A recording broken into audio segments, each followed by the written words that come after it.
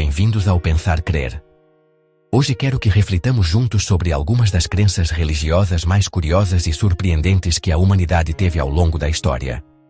Não com zombaria ou desprezo, mas com curiosidade genuína.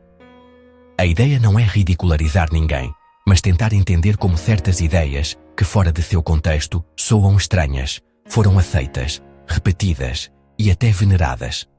A religião, por estar tão ligada à cultura, à psicologia e à autoridade, tem sido, ao longo do tempo, um terreno fértil para crenças que, vistas de fora, podem parecer difíceis de imaginar. E, no entanto, bilhões de pessoas as tomaram como verdades absolutas, muitas vezes sem questionar. Por exemplo, pensemos na ideia de que um homem foi criado a partir do pó e que uma mulher nasceu de uma de suas costelas. Segundo a tradição bíblica, Deus formou Adão da terra e de uma de suas costelas criou Eva. Se hoje alguém nos contasse que uma mulher surgiu de uma costela, provavelmente sorriríamos pensando que é um mito antigo. E é. No entanto, durante séculos, essa história foi considerada literal e ainda é para muitas pessoas. O curioso é que esse relato sobreviveu até mesmo ao avanço da biologia, da genética e da ciência moderna. Hoje sabemos como funciona a reprodução humana, entendemos a evolução e compartilhamos grande parte do nosso DNA com outras espécies. E, ainda assim, esse mito continua fazendo parte do ensino religioso. Além do científico, esse tipo de narrativa também influenciou papéis de gênero e normas sociais que marcaram profundamente as sociedades. Outro exemplo é o famoso relato da serpente falante e do fruto proibido. Se o ouvíssemos fora de um contexto religioso, soaria como uma fábula. Uma serpente que fala, manipula os primeiros humanos e, por comer de uma árvore, condena toda a humanidade. No entanto, esse relato é a origem do conceito do pecado original no cristianismo. Segundo essa ideia, toda a humanidade carrega a culpa do que duas pessoas fizeram há milhares de anos. Se pensarmos friamente, seria como castigar uma escola inteira pelo que um único aluno fez. E ainda assim, é um pilar central para milhões de crentes. E antes de continuar, deixe-me pedir algo. Se você gosta desse tipo de conteúdo e quer que continuemos refletindo juntos sobre esses temas, me apoie dando like no vídeo e se inscrevendo no meu canal. Assim poderemos continuar crescendo como comunidade e ter mais espaços para debater com respeito e curiosidade. Obrigado, continuemos. Na Bíblia também encontramos relatos como o do profeta Eliseu, a quem um grupo de crianças chamou de careca. Segundo o texto, Deus enviou 2 ursos para matar 42 deles. Imagine ler isso em qualquer outro livro. Seria considerado brutal e injusto. No entanto, em um contexto religioso, muitas vezes é aceito sem questionar. O mesmo acontece com as restrições alimentares. Em muitas religiões, comer certos alimentos como carne de porco, frutos do mar ou até cebola e alho é considerado um pecado. Na antiguidade, podia fazer sentido por razões culturais ou de higiene, mas hoje sabemos conservar e cozinhar os alimentos de forma segura.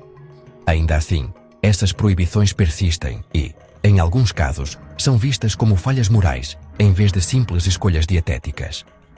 Também existe a antiga crença de que as doenças são causadas por demônios ou por castigos divinos.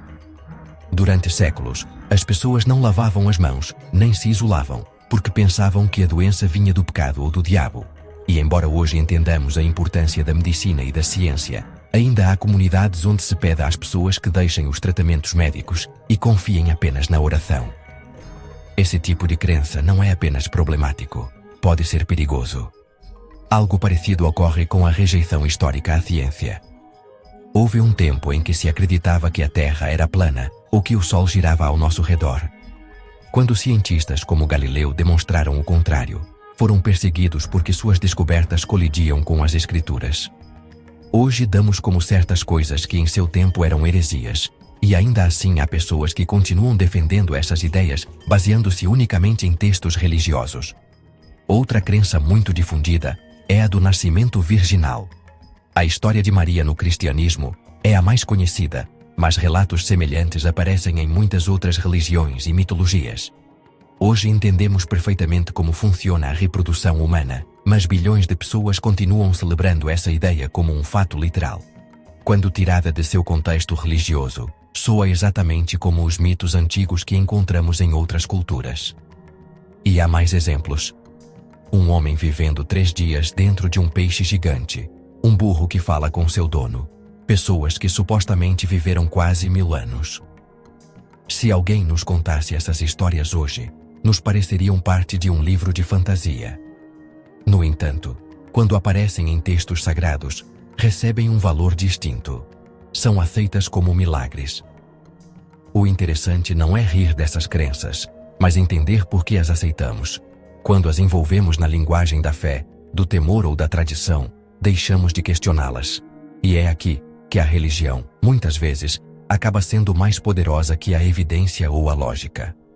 Poderíamos continuar com exemplos.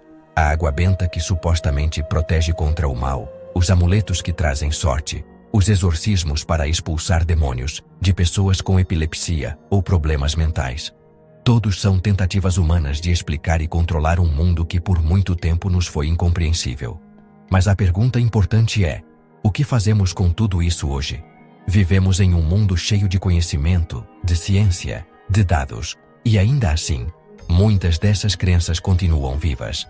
Algumas são inofensivas, mas outras podem ser perigosas, principalmente quando nos fazem rejeitar tratamentos médicos, discriminar outros ou justificar a violência. O convite aqui não é para ridicularizar, mas para pensar, para refletir sobre como certas ideias chegaram até nós e por que continuamos a aceitá-las. Não se trata de atacar as pessoas que creem, mas de analisar as próprias crenças. Porque podemos respeitar as pessoas e, ao mesmo tempo, questionar as ideias. Podemos ter empatia com o crente, mas também pensar criticamente sobre o que nos é ensinado como verdade absoluta. No final, reconhecer que muitas dessas histórias são apenas isso, histórias. Não significa renunciar ao sentido da vida, nem à espiritualidade, nem à busca de propósito. Pelo contrário, significa que podemos construir um significado próprio, baseado na liberdade e na razão, não no medo. Se você chegou até aqui, obrigado por me acompanhar nesta reflexão. Se você gosta desse tipo de conteúdo, dê um like e se inscreva para que continuemos crescendo juntos no Pensar Crer. Assim poderemos continuar criando um espaço para debater com respeito, aprender e questionar.